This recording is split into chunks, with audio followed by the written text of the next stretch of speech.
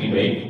Dari kelompok kami, kelompok 3, ini akan menjelaskan tentang usul fikr atau perang pemikiran.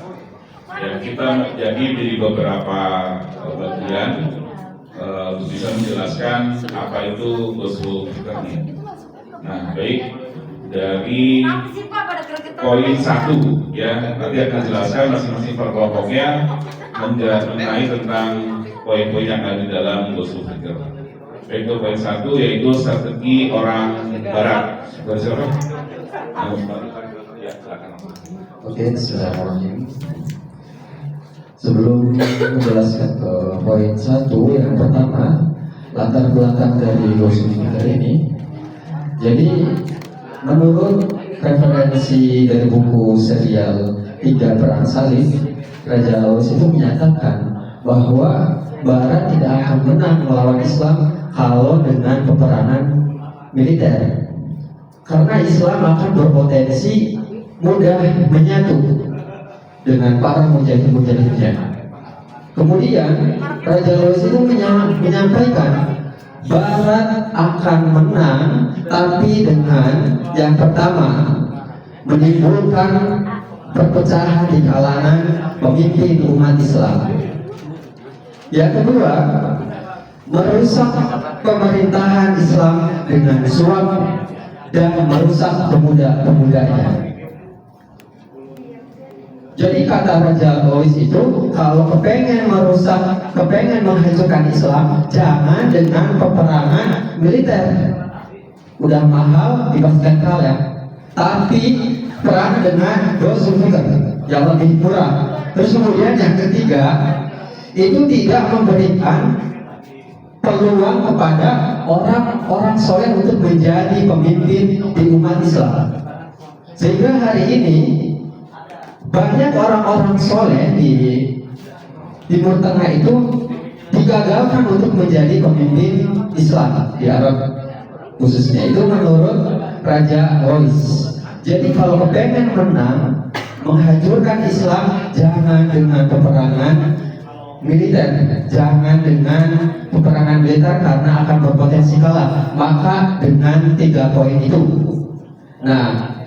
Nah, ini muncul baru usul fikri, dan poin yang pertama akan dijelaskan oleh Anda. Baik, terima kasih sebelumnya. Di sini saya akan menjelaskan strategi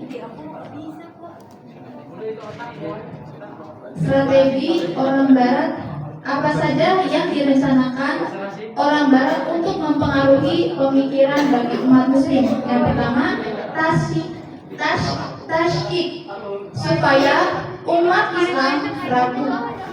Yang kedua, tasywi agar tidak bangga dengan Islam.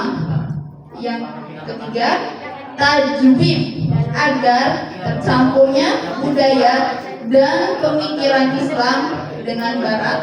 Yang terakhir, targhib menerima pemikiran Barat.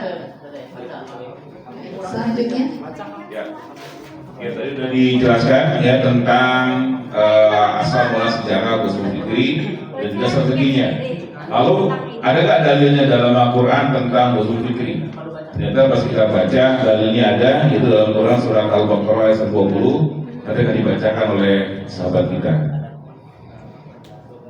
Oke, di sini kami menemukan dalil mengenai usul fikri, yaitu dalam surat Al-Baqarah di ayat 120 yang berbunyi Bismillahirrahmanirrahim. Walam tardu angkal yahudu walan nasara hatta tattabi'a millatahum qul inna hudallahi wal huda wa la in tabata ahwa'ahum ba'da alladhi ja'aka minal ilm ma laka minallahi min waliyyin wa la nasir. Yang artinya orang-orang Yahudi dan Nasrani tidak akan pernah rela kepadamu Nabi Muhammad sehingga engkau mengikuti milah mereka. Katakanlah sesungguhnya petunjuk Allah adalah petunjuk yang sebenarnya. Oke, baik, itu adalah dalilnya. Dikatakan itu menggunakan milah tahun itu ajaran. ya bukan agama, tapi inilah mengikuti ajaran mereka, mengikuti kebiasaan mereka. Ya, tanpa kita sadari kebiasaan mereka kita ikuti, dan itulah menjadikan pemikiran perang pemikiran. Baik, untuk yang kedua yaitu tujuan orang Barat dalam usul fikri, dan disampaikan oleh sahabat kita juga. Yang kedua ada tujuan orang Barat dalam usul fikri. Yang pertama itu merusak akhlak. Jadi akhlak itu kan lebih penting daripada ilmu. Kalau misalnya akhlaknya rusak, berarti semua perangkat yang ada di dalam dirinya juga bakal jadi buruk gitu. Terus yang kedua untuk menghancurkan pemikiran. Setiap melakukan segala sesuatu itu kita pasti harus berpikir kan. Semuanya itu harus kita pikirkan. Jadi kalau dari dasar pemikirannya aja udah buruk, udah rusak, maka apapun itu yang akan kita lakukan juga ikut rusak. Terus yang ketiga ada melunturkan kepribadian. Kepribadian itu penting kan, kepribadian itu menular.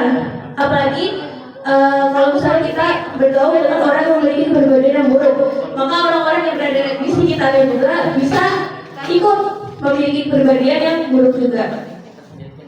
Ya, tadi tujuan orang Barat ya dalam usul fikri pada pertama akhlak ini disebut sebagai juga adab.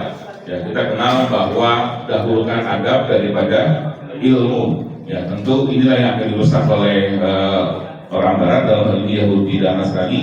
Bagaimana caranya? Itu bukan merusak ilmunya, tapi dirusak adabnya atau akhlaknya. Baik, untuk yang ketiga targetnya adalah target usul fikri yang akan dibacakan oleh sahabat kita juga. Silakan Mas. Baik, selanjutnya itu target usul fikir ya.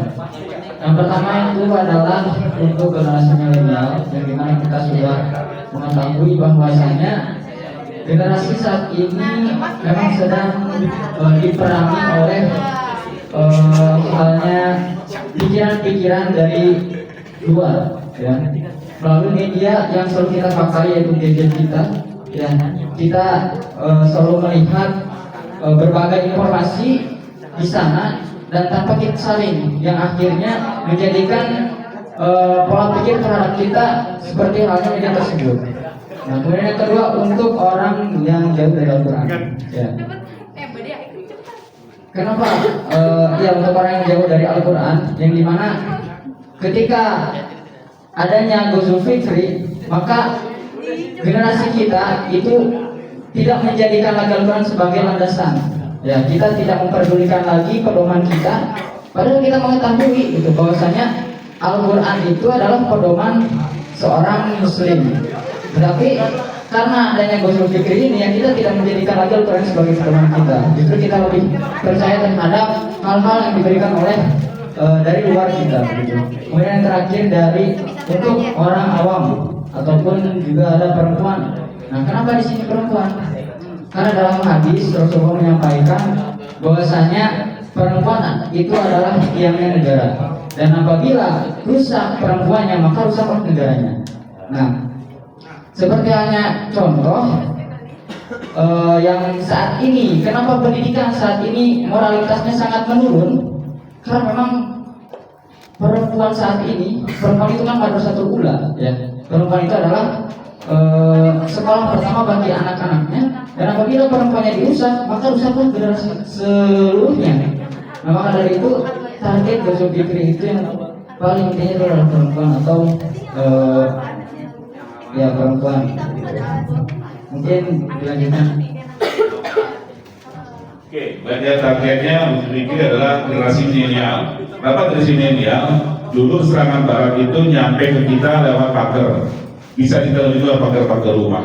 Kemudian serangan orang Barat, orang Yahudi menyerang lewat TV, ya, dengan acara-acara TV, acara-acara yang menyerang lewat sampai dengan ruang tamu kita.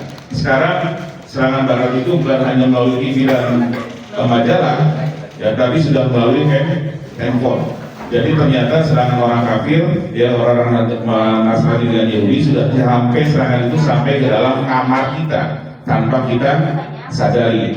Kita mungkin sekali buka TikTok, buka Instagram yang gambar-gambarnya mungkin tidak sesuai dengan syariat Islam, Dan itulah ya sampai serangan itu sampai ke dalam genggaman kita, ya dalam kamar kita. Nah itu yang kemudian yang itu adalah para perempuan. Jadi target kita terjadi orang Nasrani dan Yahudi adalah perempuan. Jadi sampaikan cara yang paling mudah ya untuk menghancurkan negara adalah rusak perempuannya. Maka rusakkanlah perempuannya, maka rusaklah negara. Jadi target kita dalam Yahudi Nasrani adalah merusak perempuan. Baik, yang berikutnya adalah nomor 4, dampak dari Ghazwul Fikri yang akan dibacakan atau disampaikan oleh baik, Siapa itu? Delia. Oke, sudah terakhir. Baik Bapak Ibu semua yang ada di sini, mohon perhatiannya. Sekarang merupakan pembahasan di poin keempat, yaitu dampak Ghazwul Fikri. Dan tadi juga sudah dipaparkan secara jelas ya dari mulai awal, yaitu apa itu Ghazwul Fikri, terus juga strategi, tujuan orang Barat dan dalam Ghazwul Fikri, terus juga ada dalilnya dan target Ghazwul Fikri. Selanjutnya ini adalah dampak Ghazwul Fikri. Nah, apa sih dampaknya itu? Salah satunya adalah tidak lagi percaya Islam. Kenapa demikian bisa tidak lagi percaya dengan Islam? Karena dengan adanya masukan atau pemikiran dari orang Barat. Karena tadi juga sudah dijelaskan oleh Kang Mus bahwasanya Islam itu akan kalah dengan perang pemikiran. Kalau misalkan perang militer, itu insya Allah Islam bisa maju dan memperjuangkannya. Nah, masalahnya itu ada di pemikiran. Jadi orang Barat itu mengupayakan atau membuat strategi, yaitu dengan adanya perang pemikiran. Nah, dari perang pemikiran itu semua orang itu dicuci otaknya. Orang-orang Islam itu dicuci otaknya. Islam itu ini, Islam itu begini gitu.